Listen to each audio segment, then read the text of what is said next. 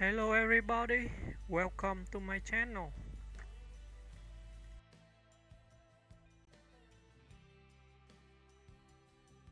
Jeanette Leigh was a celebrated American actress whose beauty, talent, and versatility made her one of the most iconic screen figures of Hollywood's golden age.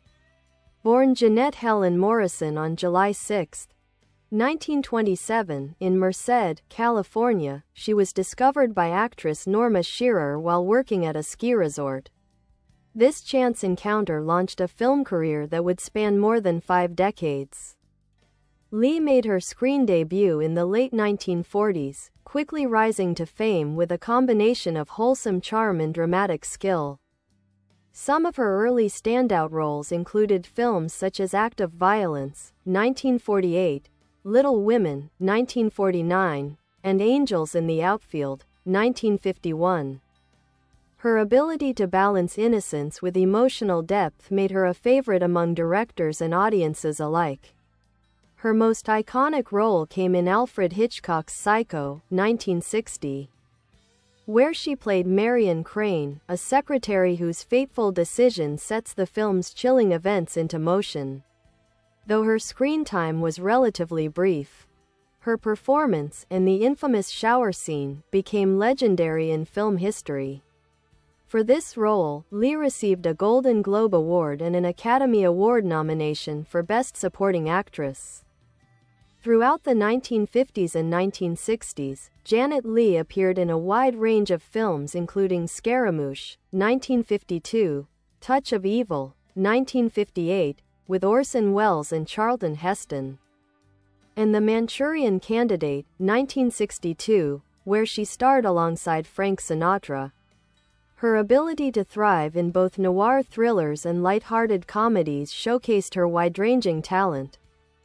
In her personal life, Jeanette Leigh was married 4 times, most famously to actor Tony Curtis from 1951 to 1962. Together, they had 2 daughters, including actress Jamie Lee Curtis. Leigh's off-screen persona was admired for her grace and resilience, and she remained active in Hollywood well into her later years, also writing novels and memoirs. Jeanette Leigh passed away on October 3, 2004, at the age of 77. Her legacy lives on through her unforgettable performances, particularly in Psycho, which cemented her place as a cinematic icon. She remains a symbol of classic Hollywood elegance and strength, influencing generations of actresses after her.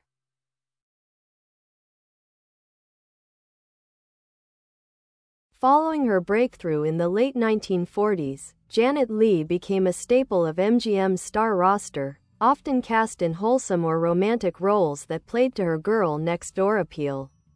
However, she was more than just a pretty face. Her performances consistently showed intelligence and range. As the 1950s progressed, she evolved into a mature, commanding screen presence, taking on increasingly complex characters. Among her early critical successes was Holiday Affair, 1949, opposite Robert Mitchum, where her warmth and charm stood out. She also impressed in swashbuckling epics like Scaramouche, 1952, and costume dramas like The Naked Spur, 1953, where she acted opposite James Stewart in one of her grittier roles. These films demonstrated her ability to adapt to a wide array of genres, from romance to westerns to suspense. Her marriage to Tony Curtis made them one of Hollywood's golden couples. They starred together in several films, including Houdini, 1953, where their chemistry captivated audiences. Off-screen, however, the pressures of fame and family life took their toll, and the marriage ended in 1962. Nevertheless, Leigh remained dignified throughout, and she maintained a positive relationship with Curtis and supported their children, particularly Jamie Lee Curtis, who would go on to become a major star in her own right. Leigh's role in Alfred Hitchcock's Psycho, 1960, was a career-defining moment. Her character, Marion Crane, was shockingly killed early in the film, a radical departure from typical film structure at the time. The psycho shower scene became one of the most famous sequences in cinematic history. Leigh's performance was lauded for conveying both vulnerability and subtle rebellion. Even though she only appeared in the film's first third, her impact was so strong that it overshadowed the rest of her career for many viewers. In the 1960s, she appeared in Bye Bye Birdie, 1963, a musical comedy, and Harper, 1966, opposite Paul Newman. She also co-starred in The Manchurian Candidate, 1962, one of the decade's most politically charged thrillers, where she delivered a cryptic, emotionally intense performance.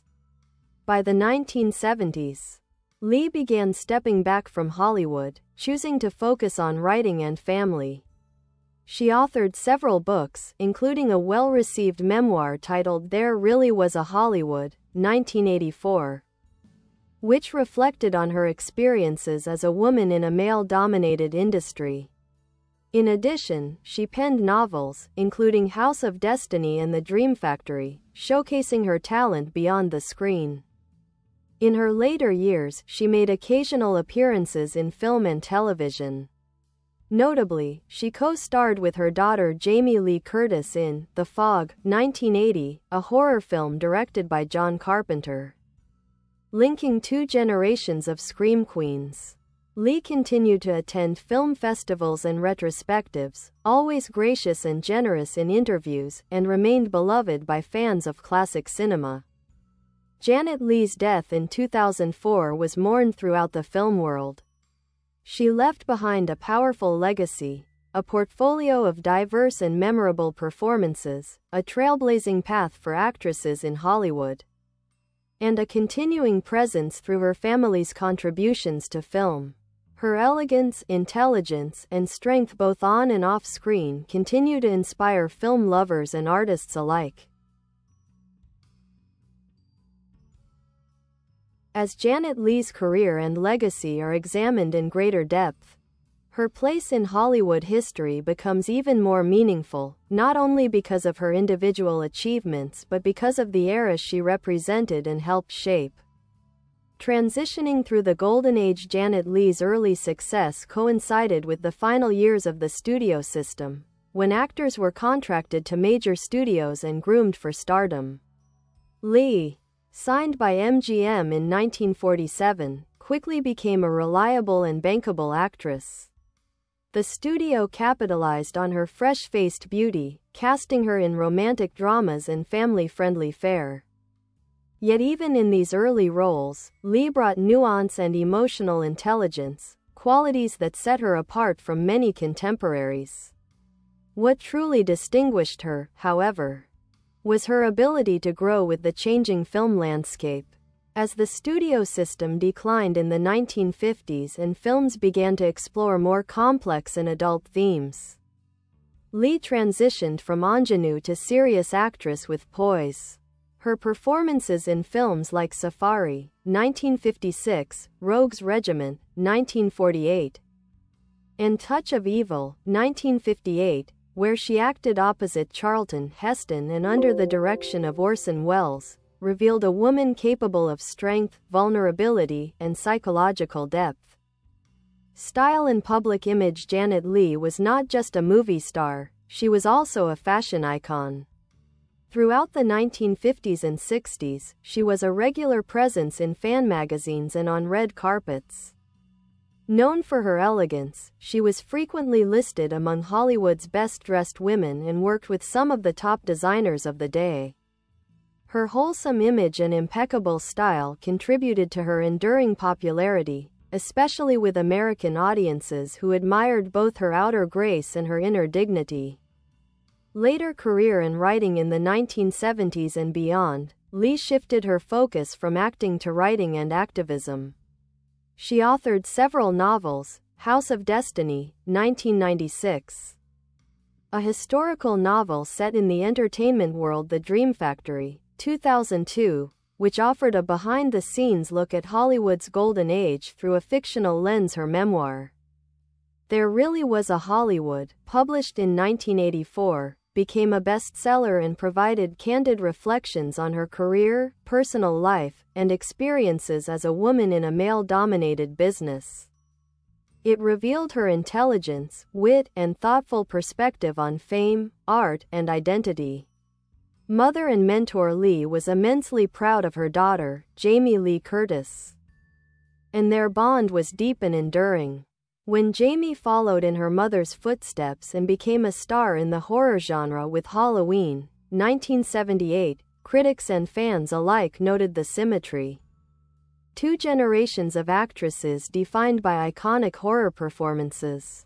Their joint appearance in The Fog, 1980, was more than a casting stunt, it was a symbolic passing of the torch and a celebration of legacy. Leigh was often praised for how gracefully she navigated both the spotlight and the challenges of personal life.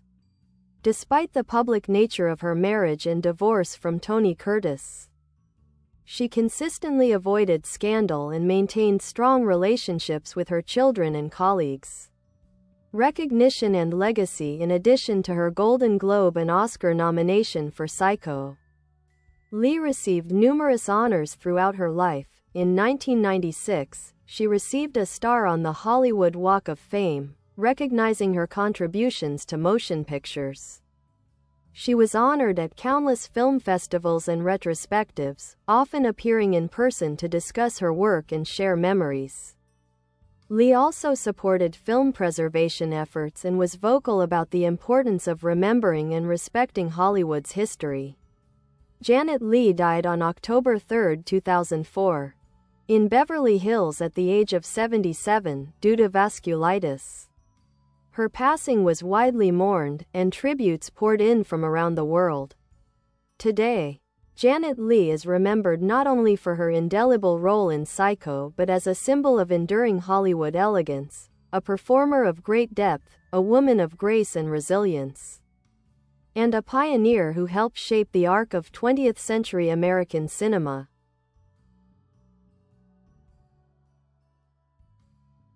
Jeanette Leigh's enduring legacy is rooted not just in her performances, but in her integrity, adaptability, and the quiet strength with which she navigated an often turbulent industry.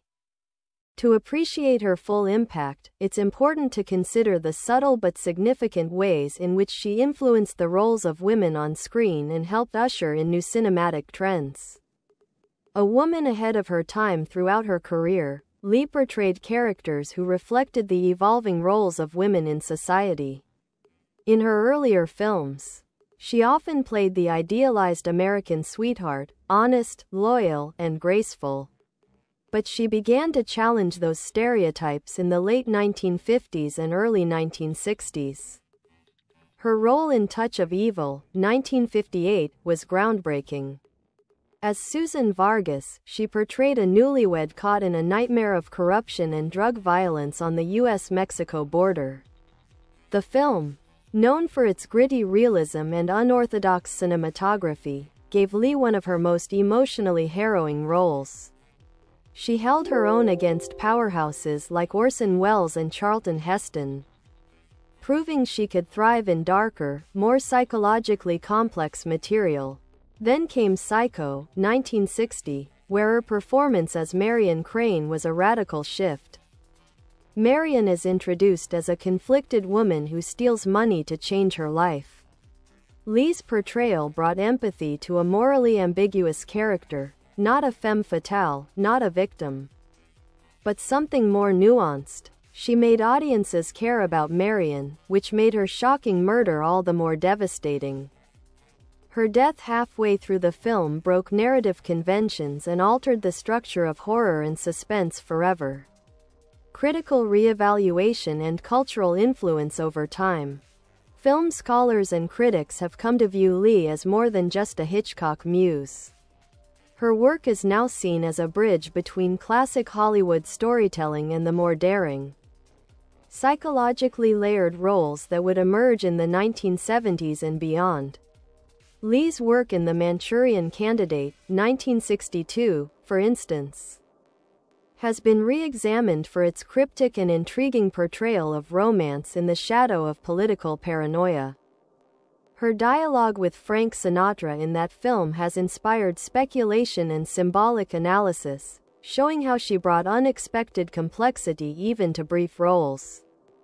Her participation in horror, from Psycho to The Fog, helped redefine female presence in the genre.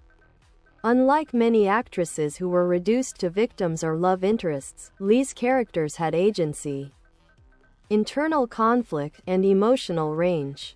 She became an enduring reference point in the evolution of women in horror cinema, influencing filmmakers and actresses for generations. A private grace in a public life. Despite the demands of stardom, Jeanette Leigh never lost her reputation for warmth and humility. She was known to be gracious with fans, kind to coworkers, and exceptionally professional on set.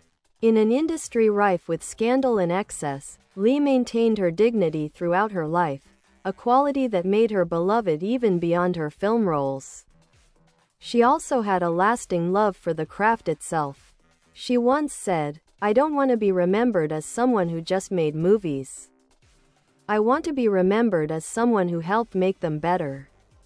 That commitment to quality, whether as a young starlet, a leading lady, a horror icon, or a novelist, was the hallmark of her career. Final years and posthumous appreciation. In her later years, Jeanette Leigh became a respected elder stateswoman of Hollywood. She was invited to present at awards shows, speak at universities, and attend retrospectives of her films. She gave thoughtful interviews in which she discussed the challenges faced by women in the film industry, the evolution of acting, and the importance of storytelling. She was especially proud of her daughter Jamie Lee Curtis, who has repeatedly credited her mother with being her role model, both professionally and personally. Their mutual admiration added a layer of emotional continuity to their careers, enriching both of their legacies. After Leigh's death in 2004, tributes emphasized not only her talent but her character. The New York Times praised her for transcending the era of studio glamour with intelligence and wit. The Guardian called her an icon of subtle defiance in the face of industry norms. Conclusion: a timeless presence. Jeanette Leigh's image, often evoking elegance, suspense, and quiet strength, remains etched in the collective cinematic memory. Whether she was lighting up the screen in technicolor romances, elevating thrillers with emotional realism, or stealing the show in just a few scenes, she always left an impression. Her legacy is one of artistic integrity, pioneering spirit, and enduring beauty, not just in appearance, but in the truth and vulnerability she brought to every role. Jeanette Leigh wasn't merely a product of classic Hollywood, she helped define and then reshape it. Craft and method. Leigh's acting approach. While Jeanette Leigh was not classically trained in the tradition of the method actors of her era, her performances were marked by an intuitive emotional intelligence. She had a natural screen presence, but more importantly, she developed a deep understanding of character psychology, often immersing herself in the motivations and vulnerabilities of the roles she played. Leigh once remarked that she saw acting not as mere performance but as truth-telling within a fiction. This sensibility allowed her to bring subtle layers to characters who might otherwise have been flat or ornamental, particularly in the male-dominated narratives of mid-century Hollywood. Her portrayals were never simply reactive or decorative. Instead, they were grounded in quiet intensity and moral conflict. In Psycho, for example, Leigh didn't just play a woman who makes a mistake and pays for it, she played a woman desperate for a new beginning. Someone who recognizes the wrongness of her actions and tries to correct her course. Leigh made Marion Crane deeply human, which is why her death shocked audiences so profoundly. It wasn't just a murder in a horror film, it was a loss of someone real. Partnerships with major directors and actors. Jeanette Leigh worked with many of Hollywood's greatest filmmakers, Beyond Alfred Hitchcock and Orson Welles, she collaborated with John Frankenheimer in The Manchurian Candidate, 1962, one of the most innovative political thrillers of its time. George Sidney, who directed her in musicals like My Sister Eileen, 1955, showcasing her comic timing and musical charm.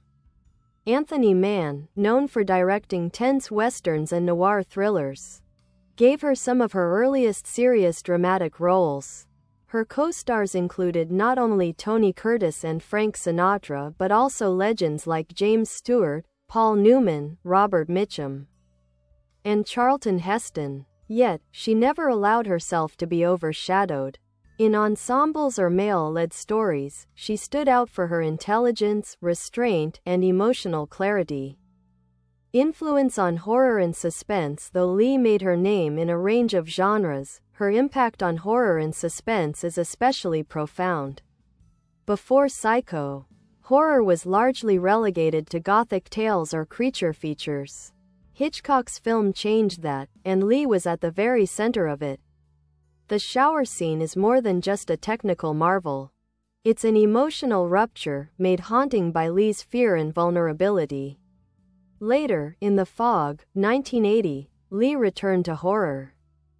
But now as a seasoned actress and a mother, acting alongside Jamie Lee Curtis.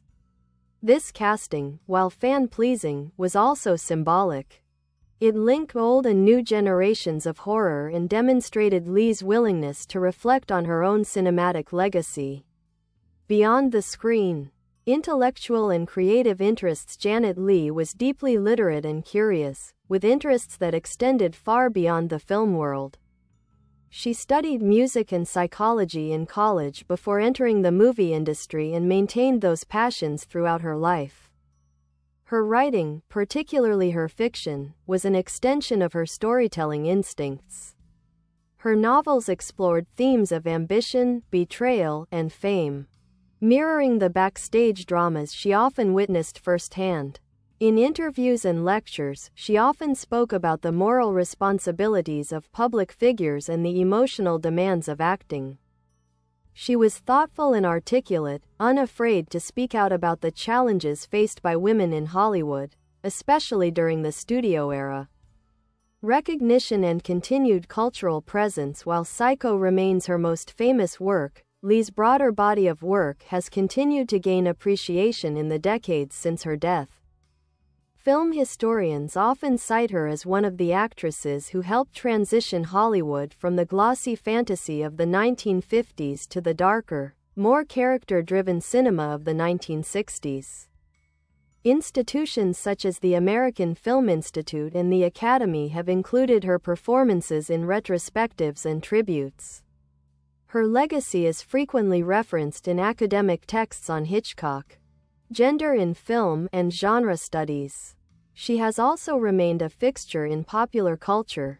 Her likeness and image from Psycho have appeared in parodies, homages, and art.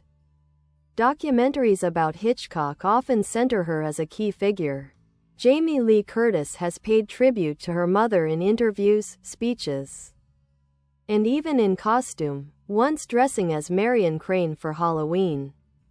In retrospect, Jeanette Leigh's life and career can be seen as a portrait of an actress who balanced art and life with elegance and purpose. She was not a Hollywood rebel, nor was she a passive player. Instead, she was a thinking actress, one who made deliberate choices, moved with grace through changing cultural landscapes, and left behind a body of work that still speaks to audiences today.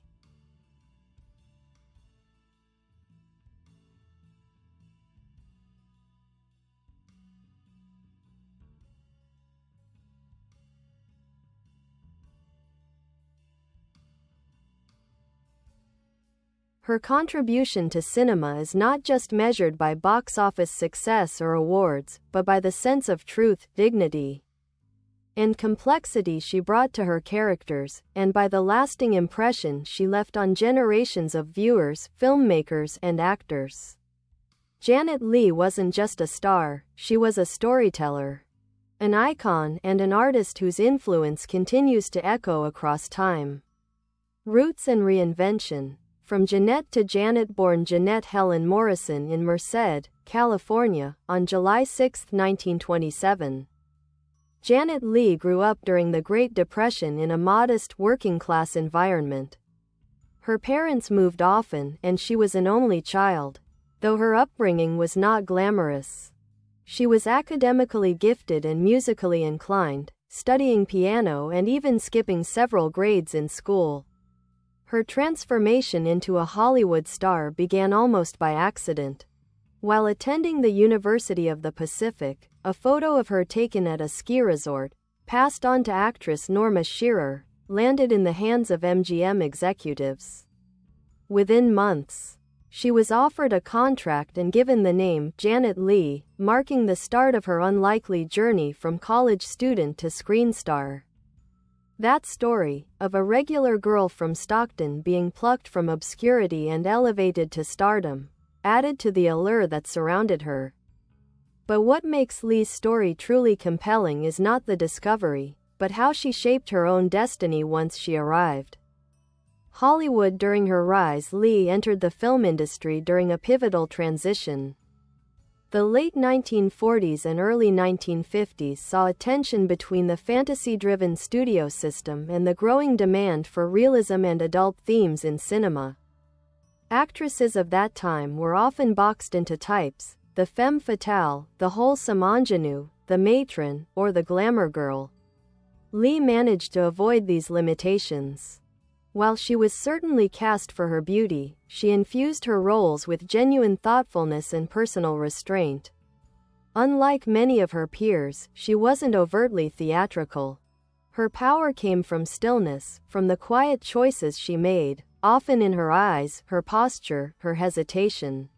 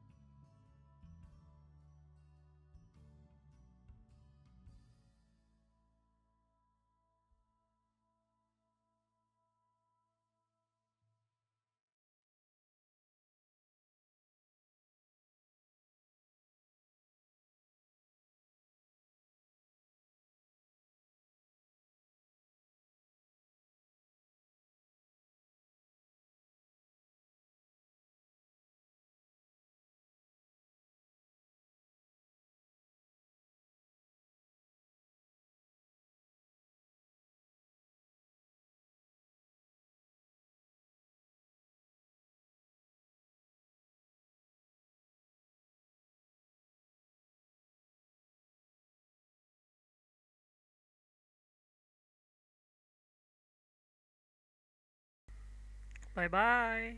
Thanks for watching. Bye.